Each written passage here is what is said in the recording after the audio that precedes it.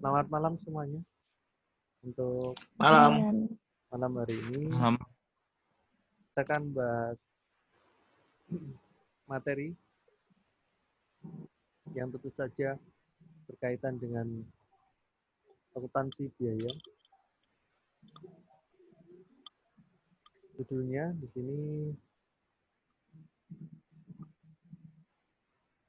yaitu mengenai penentuan dan pengendalian biaya bahan baku dan tenaga kerja. Ya, kaitannya dengan antara biaya bahan baku dan tenaga kerja. Sedikit juga nanti akan dimasukkan BOP-nya juga. Langsung saja untuk materi yang akan saya jelaskan. Bagian yang pertama di sini yaitu penjelasan mengenai biaya bahan. Yang disebut biaya bahan itu bisa dibedakan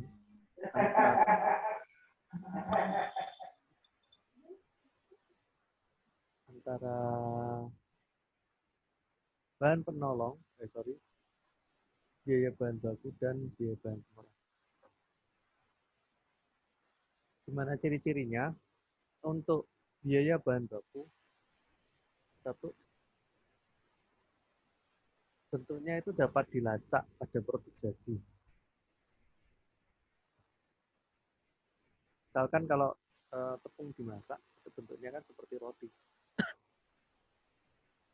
mengembang, jadilah roti, sehingga dapat dilacak. Kemudian dalam proses pembuatannya, yaitu biaya bahan baku diproses dengan menggunakan biaya tenaga kerja langsung dan BOP, ya, BTKL dan BOP. Di mana biaya tenaga kerja langsung itu merupakan biaya yang penting dalam memproses bahan baku, karena biasa disebut ahli atau pakarnya untuk mengolah bahan baku tersebut. Sehingga biaya bahan baku itu merupakan elemen biaya utama dalam kegiatan proses produksi. Selanjutnya, biaya bahan yang kedua adalah biaya bahan penolong, di mana biaya bahan penolong di sini identitasnya tidak dapat dilacak pada produk jadi. Misalkan BOP-nya adalah gula, bentar ya,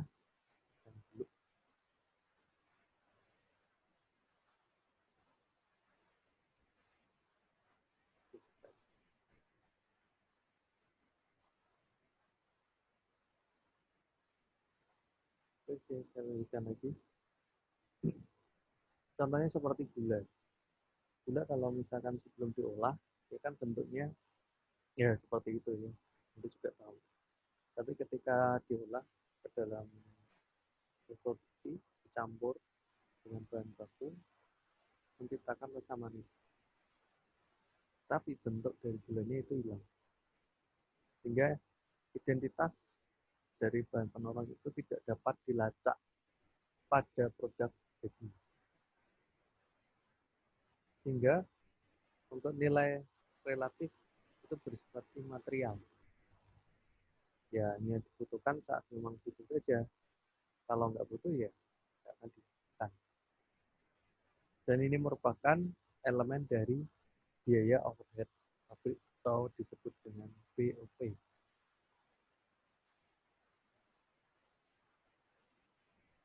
Biaya bahan baku adalah biaya yang dikeluarkan untuk memperoleh bahan baku dan untuk menempatkan dalam keadaan siap diolah. Di mana biaya bahan baku itu ditentukan ada dua unsur penentuan harga pokok bahan baku. Yang pertama adalah unsur teoritis. Biaya bahan baku terdiri dari harga pembelian ditambah biaya-biaya yang dikeluarkan untuk menyiapkan bahan tersebut.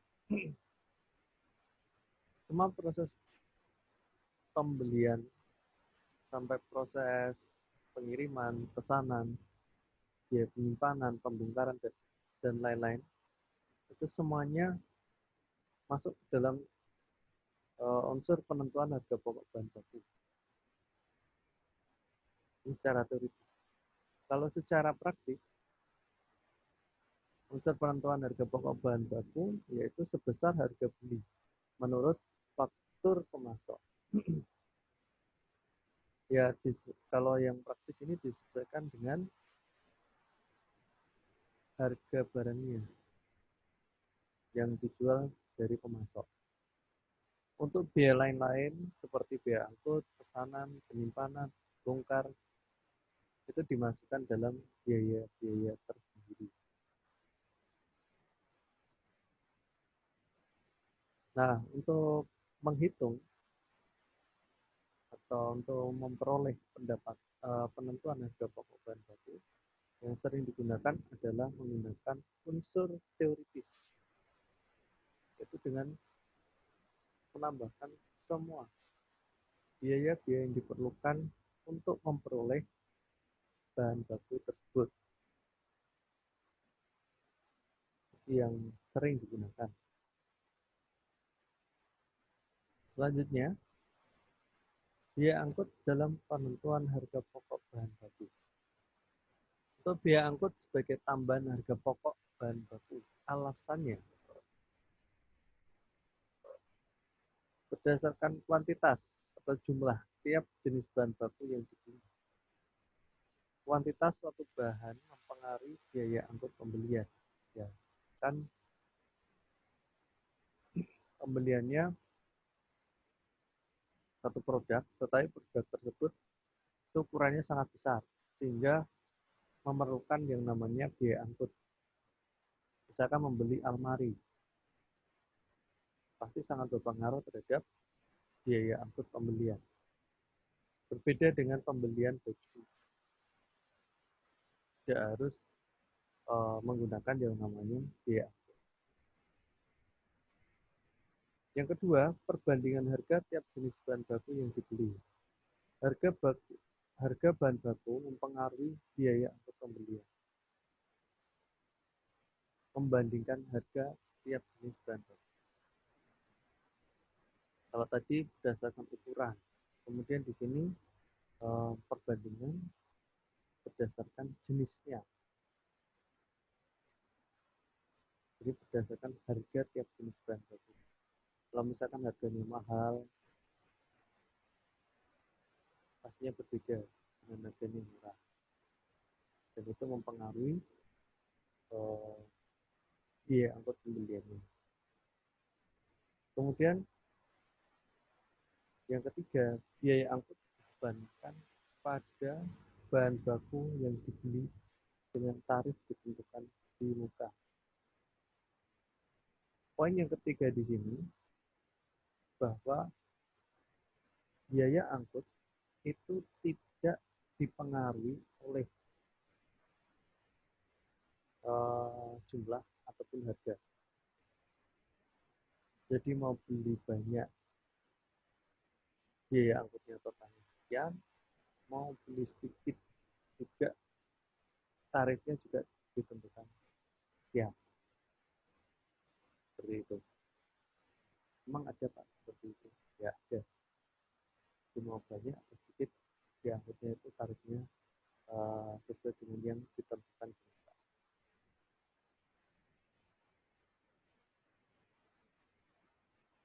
Kemudian biaya angkut diperlakukan sebagai unsur BOP atau unsur biaya overhead pabrik, di mana perkiraan jumlah biaya angkut selama setahun dan dalam perhitungan jumlah itu dimasukkan dalam total taksiran BOP dalam mencari tarif BOP itu sendiri. Jadi ini semua dimasukkan dalam kurun waktu 1 tahun. Jadi ini masuk ke transaksi yang sifatnya itu di luar kegiatan produksi. Selanjutnya yang keempat, yaitu metode penentuan harga pokok bahan baku. Penentuan harga pokok bahan baku di sini terdiri dari dua metode pencatatan atau dua perhitungan dalam melakukan harga pokok. Yang pertama adalah metode identifikasi khusus, di mana metode identifikasi khusus ini dihitung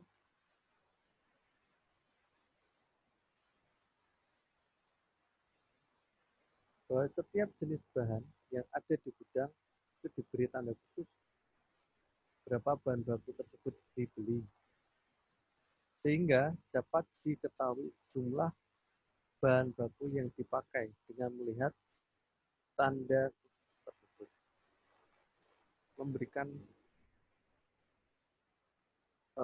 semacam tanda-tanda dalam setiap jenis bahan baku yang ada di gudang.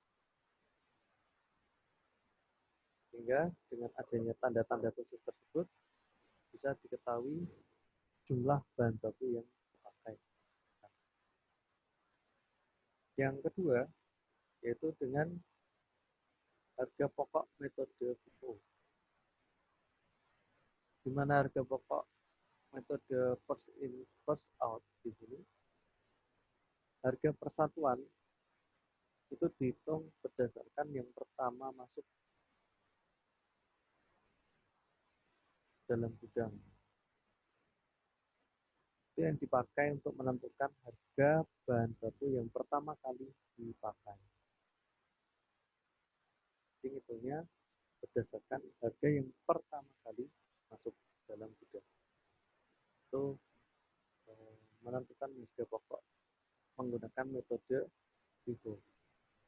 Untuk penentuan menggunakan harga pokok metode LIFO atau last in first out, bahwa bahan baku yang terakhir masuk dalam persediaan di gudang itu dipakai untuk menentukan harga pokok bahan baku yang pertama kali dipakai. Jadi harga yang terakhir, bahan baku yang terakhir masuk itu dipakai untuk menentukan harga yang pertama kali dipakai. LIFO, last in first out. Selanjutnya, untuk metode rata-rata bergerak, menentukan harga pokok rata-rata hitung dengan cara membagi total harga pokok dengan jumlah satuan. Jadi menghitung dengan cara semua harga pokok bahan baku itu dijumlahkan di total gitu kan, ditambah semua, kemudian dibagi dengan jumlah satuan. Itu yang disebut dengan metode rata-rata bergerak. Kemudian yang E, dengan metode biaya standar, di mana metode ini menentukan harga standar melalui harga taksiran yang mencerminkan harga yang diharapkan akan terjadi di masa yang akan datang.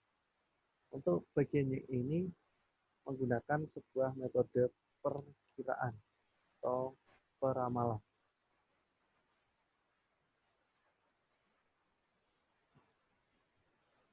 yang mencerminkan harga yang diharapkan di kemudian hari.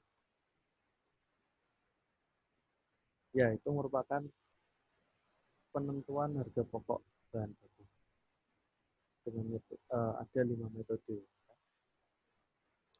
Selanjutnya yang berkaitan dengan masalah yang berhubungan dengan bahan baku. Bagian yang pertama adalah sisa bahan atau disebut scrap, di mana sisa bahan di sini adalah bahan yang mengalami kerusakan atau bahan yang sisa selama proses pekerjaan. Perlakuan terhadap sisa bahan di sini, yang pertama, sisa bahan diperlakukan sebagai pengurangan biaya bahan baku yang dipakai dalam pesanan. Ya karena bahan bakunya itu pastinya berkurang karena ada sisa bahan. Yang kedua, hasil penjualan dari sisa bahan itu diperlakukan sebagai pengurangan BOP sesungguhnya.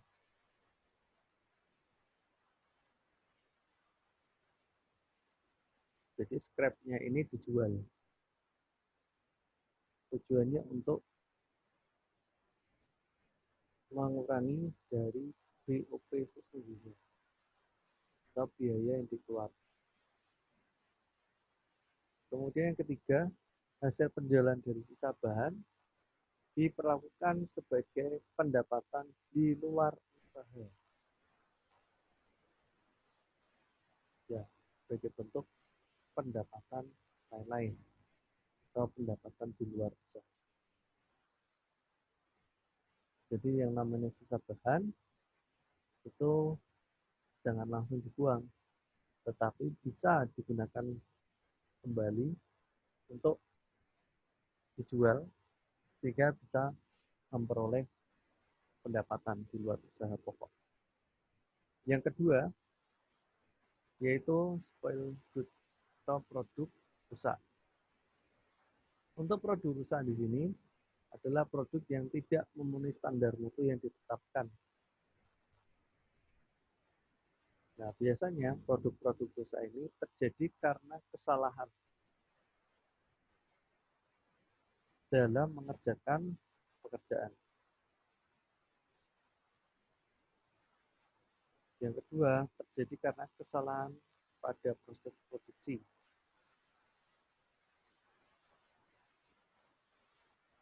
Secara normal. Kalau tadi secara kesalahan tidak normal itu berarti ketidaksengajaan. Nah, semuanya ini ya pastinya berdampak kerugian yang dibebankan kepada seluruh produk. Nah, kalau untuk produk rusak, ya pastinya cenderung produk tersebut itu dibuang atau dimusnahkan. Yang ketiga adalah produk cacat. Untuk produk cacat di sini berarti produk yang tidak memenuhi standar mutu yang telah ditentukan. Artinya tidak sesuai dengan standar mutu perusahaan. Tetapi walaupun tidak memenuhi standar, dengan mengeluarkan biaya pekerjaan kembali atau dengan melakukan yang namanya perbaikan, maka produk tersebut secara ekonomi dapat dipergunakan kembali. Dan perlakuannya ini mirip dengan produk rusak.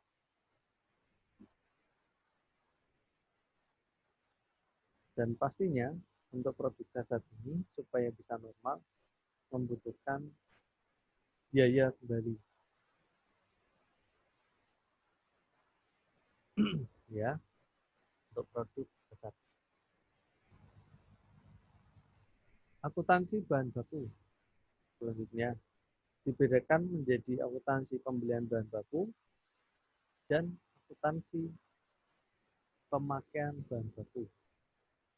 Untuk prosedur pembelian bahan itu terdiri atas permintaan pembelian, pesanan pembelian, dan penerimaan bahan.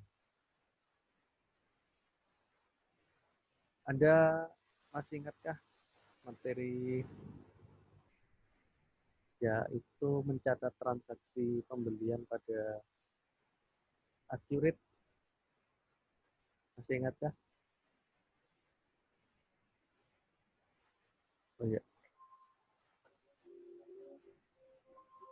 lupa ya, di mana prosedur pembelian bahan itu tidak langsung tiba-tiba beli, tidak,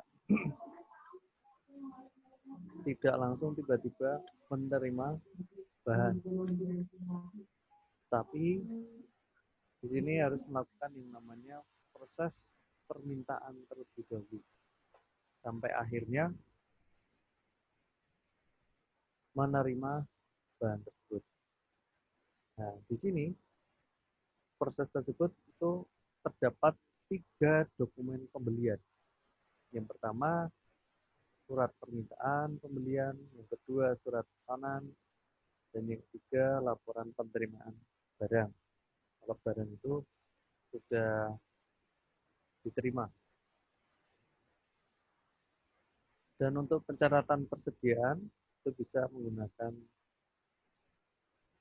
metode fisik, yaitu metode yang pencatatan yang dilakukan pada akhir bulan atau dicatat sesuai dengan periode. Yang kedua itu pencatatan menggunakan metode perpetual, yaitu metode pencatatan secara langsung. Jadi bila terjadi pembelian dan barang sudah diterima, maka langsung dicatat.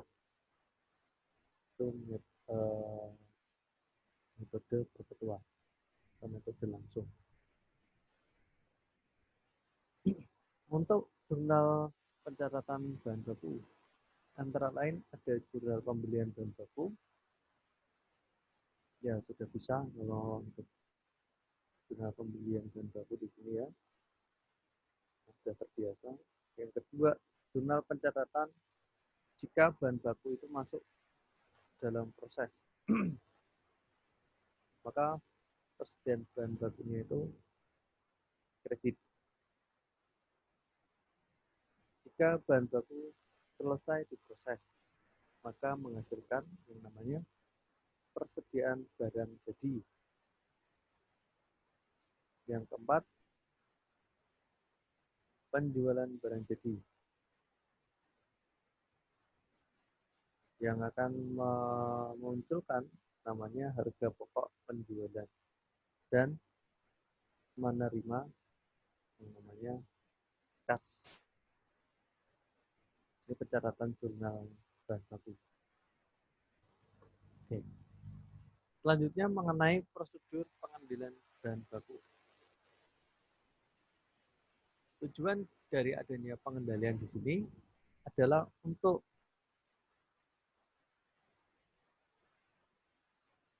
supaya proses produksi itu berjalan lancar.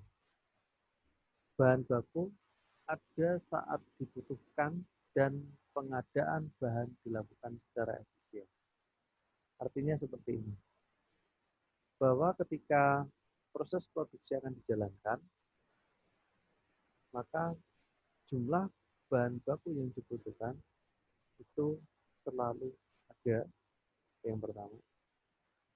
Dan bila mana jumlah persediaan itu berkurang, tidak sesuai dengan batas minimum jumlah persediaan, maka harus segera dilakukan yang namanya pengadaan bahan baku atau harus dilakukan yang namanya permintaan bahan baku kembali. Itu yang lebih tepat. Jadi ketika pembeli bahan baku itu tidak terus saya belinya stoknya langsung banyak, bukannya uh,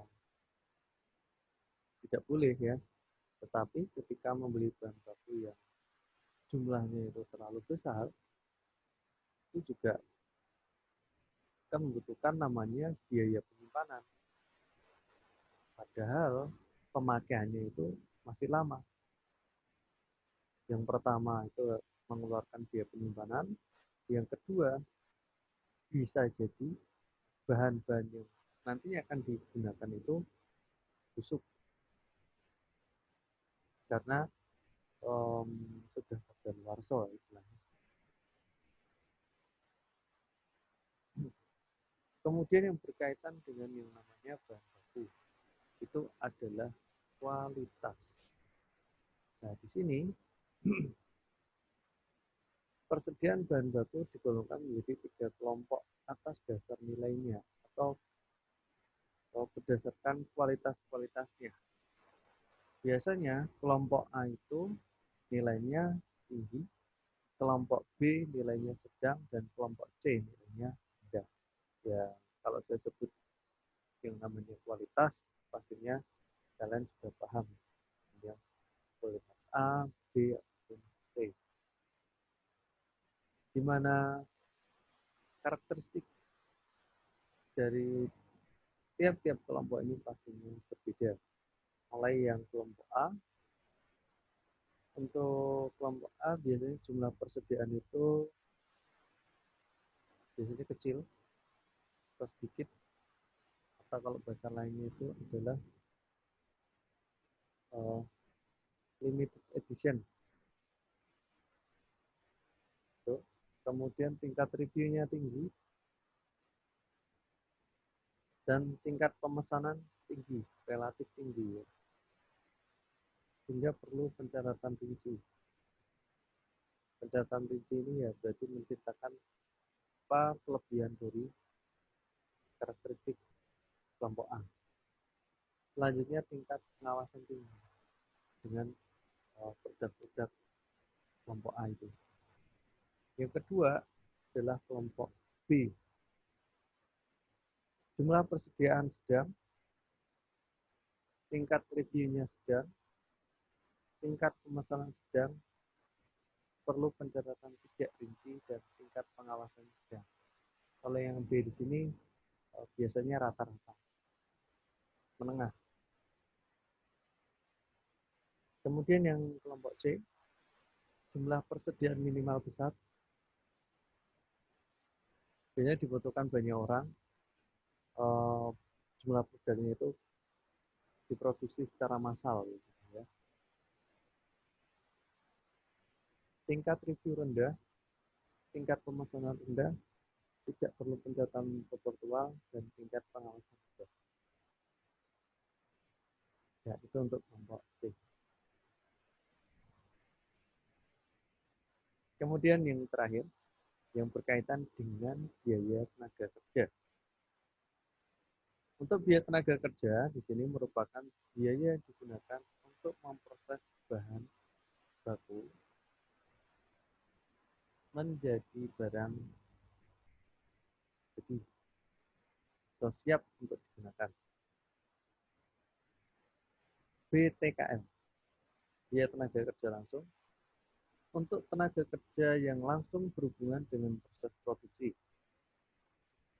Artinya orang yang memang langsung berhubungan dengan proses produksi. Yang kedua, merupakan elemen biaya utama. Karena tanpa adanya biaya tenaga kerja langsung, ya bahan baku tidak bisa diolah dengan baik, dengan sempurna. Kemudian BTKTL atau biaya tenaga kerja tidak langsung. Ini tenaga kerja yang berhubungan dengan proses produksi dan menjadi elemen dari BOP. Untuk contoh-contohnya, biaya tenaga kerja tidak langsung itu seperti pengawas. Seperti pengawas. Di mana pengawas ya, kegiatannya hanya sekedar untuk mengawasi saja. Jurnal terjadinya biaya gaji dan upah. Jika perusahaan membayar biaya gaji dan upah, maka jurnal yang dicatat yaitu biaya gaji dan upah pada kas. Jika dialokasikan biaya gaji dan upah yang berkaitan dengan persediaan barang dalam proses, ini untuk tenaga kerja langsung. BOP sesungguhnya ini untuk tenaga kerja tidak langsung. Biaya administrasi umum yang dikaitkan dengan tenaga kerja bagian administrasi dan umum. Biaya pemasaran digunakan untuk tenaga kerja bagian pemasaran pada biaya gaji dan upah. Ini alokasinya.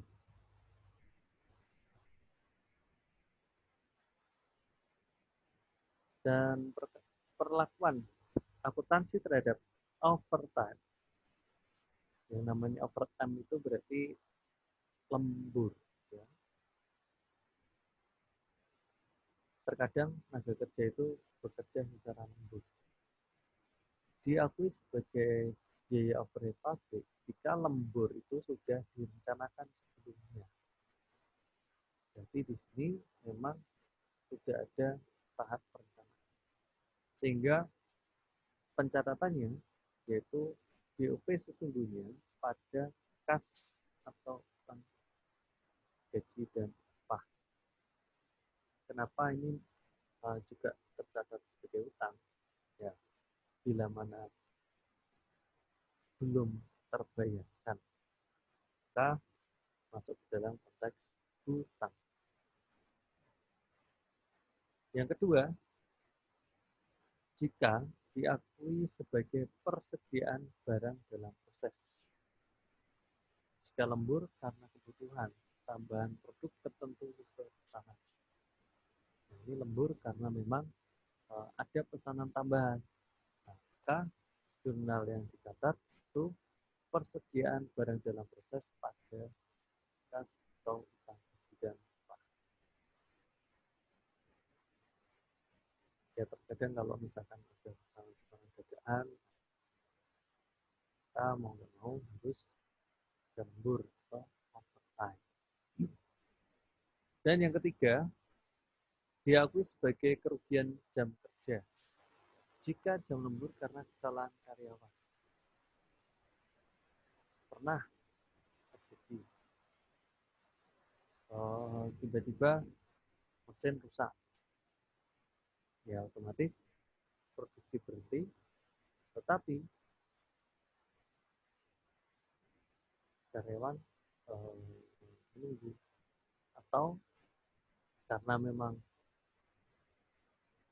sebetulnya produk sudah jadi tetapi tidak sesuai dengan pesanan, mau nggak mau sekarang harus bekerja ulang sehingga itu tergolong kerja lembur. Nah, maka di sini masuk ke Oke. Itu yang berkaitan dengan overtime. Selanjutnya ada idle time. Apa itu idle time? Yaitu biaya tenaga kerja yang tetap dibayar walaupun karyawan tidak mengerjakan proses produksi. Nah, memang ada Pak seperti itu. Ada. Dibedakan menjadi dua. Untuk yang pertama, berdasarkan sifat proses produksi menyebabkan karyawan tertentu harus menunggu pada saat tertentu. Ini ada 3 bagian produksi. Yang pertama, bagian A ini mengerjakan, kemudian bagian B, kemudian bagian C. Jika bagian A belum selesai, maka bagian B tidak akan melaksanakan kerjaannya. Begitu pula bagian yang C. Jadi ini berdasarkan proses produksinya yang harus menunggu. Sebenarnya BOP sesungguhnya pada kasus produksi. Yang kedua, karyawan menganggur akibat kesalahan yang dilakukan